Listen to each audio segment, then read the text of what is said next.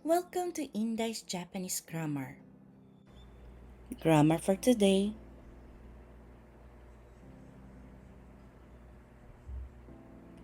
Level N3. Hi! So, ang una po natin na grammar ay kometsubu kurai. Kurai po. Ano po? Kurai. Or hodo. Hi! Parehas po ang meaning nila dito po. Ano po? Pag sinabi pong kurai, halos kasing laki, kasing dami, doon po siya ginagamit po. Ano po? Hi. Pag sinabi pong kometsubu kurai, halos butil ng bigas. Ang kometsubu is butil ng bigas. Kasi yung tsubu is butil. Yung kome is bigas po. Ano po? Ay, ganun din po ang meaning po pag ginawa pong kometsubu hodo. Halos butil ng bigas. Ay, hindi po dito na-indicate kung malaki ba yung pinag-uusapan or dami. Ano po? Ay, so ang conjugation po ng kurai at ng hodo ay noun, na-adjective, i-adjective, verb ru, kurai gurai hodo, da, ni, no, noun po. Ano po? Hay. So, ang katumbas niya po sa Tagalog, halos kasing, o kaya naman halos. At iba pa po, depende po sa sentence, maaari pong magbago ang Tagalog nito. So, ang explanation po sa grammar na ito, ginagamit ito kapag gustong ipahiwatig ang antas o degree ng isang bagay. Hi! So, sa first example po natin, doon po tayo kay Kabuwak in Japan-san. Balik po tayo sa inyo. Yoroshiku onegai shimasu. So, dito po tayo sa first example po natin po. Ano po? Hi. So, tag-isa po tayo ng sentences. Babasahin ko po, explain ko po kung ano ibig sabihin po nitong may kulay, at sasabihin niyo po sa akin kung anong pagkakaintindi niyo sa phrase na yon, o kaya naman kung kaya niyo pong i-translate pa. Ano pa? Hai. それは米粒くらいの大きさです。米粒くらいの、ano po? Ang ibig po sabihin niya is halos kasing blah blah blah butil ng bigas. Hai. So, pag sinabi pong これは米粒くらいの大きさです。Ano pong pagkakaintindi niyo po, Kabuwak-san? Ano po, ang bagay na ito ay sinlaki ng butil ng bigas? そう。Almost. Yeah, right. はい。合ってます。すごい。Pang ilang beses niyo po, Kabuwak-san. Ang galing-galing niyo naman po. Hai. So, dito po, それは yan ay. それ yan wa ay. 米粒くらいの halos kasing butil ng bigas. 米粒 is butil ng bigas. くらいの halos kasing. 大きさです。laki ng. Hay, may des pala, des form po siya. So, dapat lagyan po natin ng po. Yan ay halos kasing laki po ng. Lalagyan natin dito ng po. Kasi magalang po yung form niya po. Ano po? So, ito po ang tamang sagot. So, pag pinagbuo-buo po yung salita niyon, magiging yan ay halos kasing laki po ng butil ng bigas. O kaya, lagyan na lang po natin yung po doon sa una, sa yan po. Yan po, para mas shikkuri-kuri na yun. Kotsi no hoga. So, yan po ay halos kasing laki ng butil ng bigas. Hay, tama po yung sagot ni Kabuwak-san. Arigatou gozaimasu, Kabuwak-san. Mata, yoroshiku onegai shimasu. So, guys, ang sunod po natin na magre-recite is 初めてなので、ジャックリスさん、よろしくお願いします。maaari po kayong mag-unmute. Yes, hello po. よろしくお願いします。Nakakabasa po kayo po ng hiragana? Opo, konti po. Opo. よかったです。はい。この洗剤は面白いほど汚れが落ちる。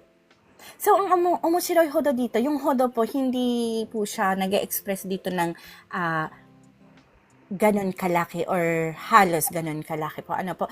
Ang omoshiroy hodo, isang set nyo na po siya pong i-input po sa sa ating pag-iisip po. Ano po kasi, pag sinabi pong omoshiroi hodo, expression po siya, isa po siya sa expression dito sa Japan. Pag sinabi pong omoshiroi hodo, sobrang nakakatuwa dahil.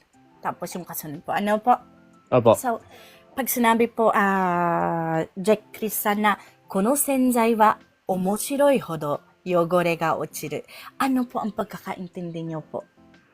Yung dishwashing liquid daw po. Sobrang nakakatawa dahil nakakatanggal ng dumi. Hi! Arigatou gozaimasu. So, yung senzai po dito, actually po, hindi po niya po sinabi kung para po ba siya saan pong senzai. Kasi maaari pong panlaba, maaari pong panghugas po ang meaning po niya po. Ano, ito po ang magiging, ito po ay aking, yung paraan ko lang po siya pong i-translate po. Ano po kasi, nag-aaral po tayo ng grammar. So, hanggat maaari po, kailangan pong literal na translation para po mas maintindihan nyo po ng maigi yung mga kada words pong ginagamit dito. Pero pag translate po kayo, dapat po in natural way po. Ano po? Kasi Okay ang po. mahalaga po, yung kung ano po yung nakasulat dito, yung ipaparating nyo, yung ibig pong sabihin po talaga po. Ano po? Okay po. Hai, kono, itong senzai sabon wa ay omoshiroi hodo. Sobrang nakakatuwa dahil yogore ga ng dumi, uchiru, nakakatanggal. Hay, so pag pinagbubuo po yung salitang yon, magiging itong sabon ay sobrang nakakatuwa dahil nakakatanggal ng dumi. Yan po ang meaning ng kono senzai wa omoshiroi hodo yogore ga ochiru. Hay! Maraming salamat po, Jekris-san. Thank you po. またよろしくお願いします。 Yoろしくお願いします。 Hi! So, dito po sa hodo at sa kurai, meron pa po tayong isang example phrase at nais ko pong makiusap kay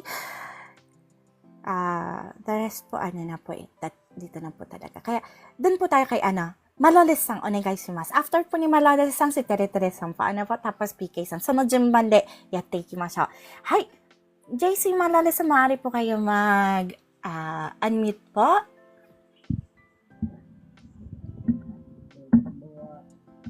Ang layo po ng boses nyo. Konbanwa ba, Sensei? Ayan, narinig na rin natin ang magandang boses ni ni Maloles-san. At saka wag niyo po akong tatawagin na, Sensei. Ate Inday or Chang Inday na lang po. Ano po? Hi. Sige ba, si Ate Inday? Yoroshiku Sige po. onegaishimasu. At saka nagsishare lang po tayo po ng mga kaalaman po natin dito. So, wala pong sensei, wala pong po. So, tulad po kanina Sige po. po sa Unknown Sound, ganda-ganda ng share niya sa atin yung iba pang way ng pagsulat ng America in kanji po. Ano po? Hi. So, alam na po ninyo, Maloles-san yung flow po ng pag-recite dito sa bumpo. Opo, Sensei. Hi. Sige po, babasahin ko na po. Hindi ko pa pala alam. Bale po, babasahin ko muna po, then i-explain ko po yung kung ano po ibig sabihin po nitong nasa kulay, asul, o light blue, at kayo po yung mag-explain ko ano po yung pagkakaintindi nyo po. Ano po, o kaya naman kung kaya nyo po, or gusto nyo po i-challenge yung sarili nyo mag-translate, go po tayo. Yoroshiku onegaishimasu. Sige po, Sensei. So, babasahin ko po. Ano po? Akiru hodo tabeta. Yung akiru hodo po dito po, halos magsawa ako. Yung akiru is magsawa. Hay. Hodo is halos. So, wala po dyan po nakasulat na watashi, pero understood na po yung nagsasalita nito ang nagsasabi ng phrase na ito. Kaya meron po tayong ako. So, ano pong pagkakaintindi nyo po, Maloles-san sa akiru hodo tabeta? Halos magsawa ako kumain. そんな感じですね。はい。Halos magsawa akong kumain o kaya naman maaari rin pong ganito. Wala sa akin. So, tingnan po natin yung kada phrase po natin. Yung akiru is magsawa. ako kasama, understood na pong ako yung nagsasalita. So, hodo means halos. Tabeta means kinain. Past tense po siya, ano po, kinain. So, pag pinagdugtong-dugtong po yun at linagyan po ng mga preposition ng Tagalog, magiging halos magsawa ako sa kinain ko. Hay, ulitin ko po. Halos magsawa ako sa kinain ko. Yun po ang meaning ng akiru hodo tabeta. Hay, Ay, sensei, wakarimashita. arigatou gozaimasu. Ito po ay cut out from our free entry lesson class. Sa taong 2025, may free entry lesson class po tayo tuwing MWF at 8 p.m. Japan time. Minsan, may extra class po tayo ng Saturday. At kapag meron, ay aking ina-announce ng umaga ng Sabado. Para po sa gustong sumali, please follow me and stalk me sa araw na aking nabanggit.